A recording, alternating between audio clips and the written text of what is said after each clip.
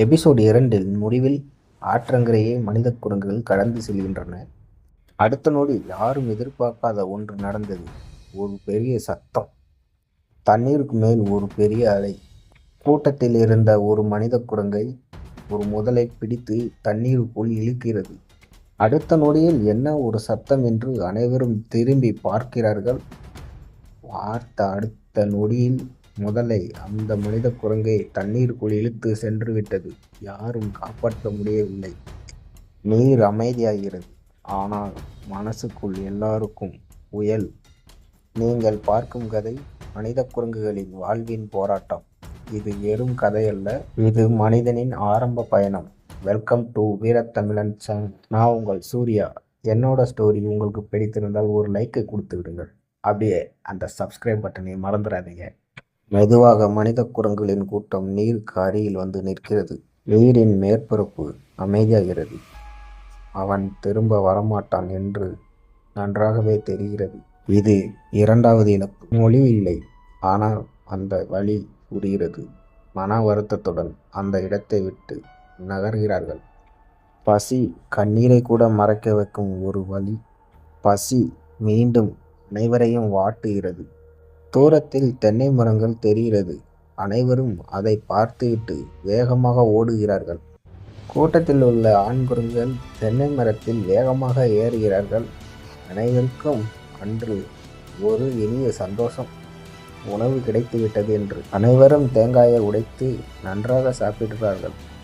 பசி தீர்ந்து விட்டது என்று. பசி தீர்ந்ததும் அந்த இடத்தை விட்டு அனைவரும் நகர்கிறார்கள். ஹீரோ ஹீரோயினை தவிர அவர்கள் இருவரிடம் ஒரு பாசம் இருக்கிறது, ஒரு புரிதல், ஒரு காதல். இது இனப்பெருக்கத்திற்கான நேரம் என்று நினைக்கிறேன். ஸ்கிப் பண்ணிடலாம். அன்று இரவு எந்த தொல்லையும் இல்லை. அமைதியான ஒரு தூக்கம். கட் பண்ணா விடுகிறது. அனைவருக்கும் நல்ல தூக்கம். திடீரென ஒரு சத்தம். என்னன்னு சரியா தெரில. அந்த சத்தம் எந்த சைடு இருந்து வருதோ அந்த சைடு கொஞ்சம் நகர்ந்து போகிறார்கள். திடீரென பார்த்தா அனைவரும் சிதறி ஓடிக்கொண்டிருக்கிறார்கள். என்னவென்று சரியாக தெரியவில்லை. அந்த பக்கம் ஏதோ ஒரு மிருகம் மட்டும் வருகிறது என்று நன்றாகவே தெரிகிறது. அனைவரும் ஓடிக்கொண்டிருக்கிறார்கள். ஆனால் ஹீரோ மட்டும் அமைதியாக ஒரே இடத்தில் நின்று யோசிக்கிறான். ஓடலாமா இல்லை காப்பாற்றலாமா? அந்த கூட்டத்தை நோக்கி அந்த மிருகம் மெதுவாக வருகிறது. உடனே தரையில் கிடக்கிற கல்லை எடுக்கிறான். பக்கத்தில் ஒரு குச்சியும் கிடக்கு. அதையும் எடுத்து தைரியமாக நிற்கிறான். அந்த மிருகம் வேற ஒன்றுமில்லை, கருஞ்சிருத்தை தான். அதுதான் சத்தமிட்டுக்கிட்டே வந்து கொண்டிருக்கிறது அந்த கூட்டத்தை நோக்கி. இவன் நிற்கிற தோரணையே சரியில்லை என்று நினைத்தபடி அந்த கருஞ்சிருத்தை அந்த இடத்தை விட்டு நகலுகிறது. ஆனால் நம்ம ஹீரோவுக்கு பயமில்லை, ஓடலை, தைரியமாக நிற்கிறான். கையில் பெரிய குச்சி. இந்த குரங்கு ஏன் இப்படி நிற்கிறது என்று கருஞ்சிருத்தைக்கும் புரியவில்லை. அது பாட்டுக்கு அந்த கூட்டத்தை விட்டு விலகி போய் கொண்டிருக்கிறது. கூட்டத்திற்கு எதை கண்டும் பயப்படாத, பயந்து கொண்டே இருந்தா கடைசியில் சாவுதான் என்று சொல்லாமல் சொல்லி கொடுக்கிறது நம்ம ஹீரோ. இங்கே லாங்குவேஜ் எதுவுமே கிடையாது, ஆனால் புரிதல் நல்லா இருக்கிறது. மீண்டும் தேங்காயை உடைத்து சாப்பிட்டு கொண்டு இருக்கிறார்கள். ஆனால் ஹீரோ குரங்கு இது பாதுகாப்பான இடம் இல்லை என்று தெரிகிறது. பசி தீர்ந்ததும் அந்த இடத்தை விட்டு வேறு இடத்திற்கு பயணம் செய்கிறார்கள். காடை விட்டு கொஞ்சம் வெளியே வந்துட்டாங்க. சுற்றி மரங்கள் இல்லை, எதுவும் இல்லை. காய்ந்த புல்வெளிகள் மட்டும்தான் இருக்கிறது. ஆனால் பயணம் தொடங்குகிறது. தூரத்தில் பார்த்தா வானத்தில் பறவைகள் கூட்டமாக ஒரே இடத்தை சுற்றி கொண்டே பறந்து வருகிறது.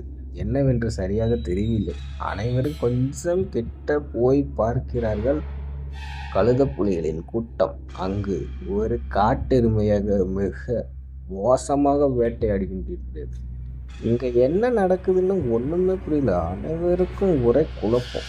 ஆனால் ஒன்று மட்டும் தெரிகிறது, பசி தான் இதற்கு எல்லாமே காரணம்.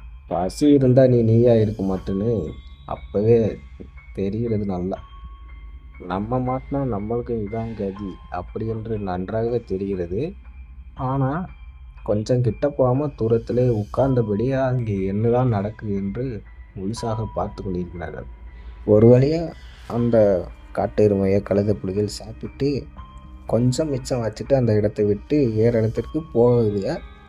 உடனே மனித குரங்குகள் எல்லாம் அந்த காட்டு எருமை கிட்ட போய் பார்க்குது இங்கே என்ன நடந்திருக்குன்னு.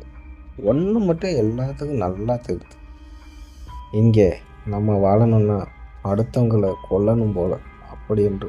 ஹீரோ குரங்கு உடனே ஒரு கல்லை எடுத்து அந்த காட்டெருமையோட எலும்பை ஒரே உடைச்சி அதில் எலும்பில் உள்ள மஞ்சள், என்ன சொல்லுவாங்க, எலும்பு மஞ்சள், அந்த எலும்பு மஞ்சையை லைட்டாக தொட்டு நாக்கில் லேசாக டேஸ்ட் பார்க்குது. அந்த டேஸ்ட்டை முழுசாக சாப்பிட்டு உணர கூட இல்லை. அதுக்கெல்லாம் இன்னொரு ஆபத்து வேறு ஒன்றும் இல்லை, அந்த கழுதை புலிகள் ரிட்டன் வருது. இவங்களா என்ன பண்ணுறதுன்னே தெரியலையே. நம்ம ஹீரோக்கு தெரிஞ்ச ஒரே ஆயுதான் கல்லும் கம்பு தான். உடனே கல்லை எடுக்குது, கழுதை புலியை நோக்கி எரியுது. கழுதை புலி கொஞ்சம் பின் வாங்குது, ஆனால் அந்த இடத்தை விட்டு போவானா என்று நினைத்து கொண்டே நிற்கிறது. தன் கூட்டத்தை வேறு திசையை நோக்கி இழுத்து செல்கிறது நம்ம ஹீரோ.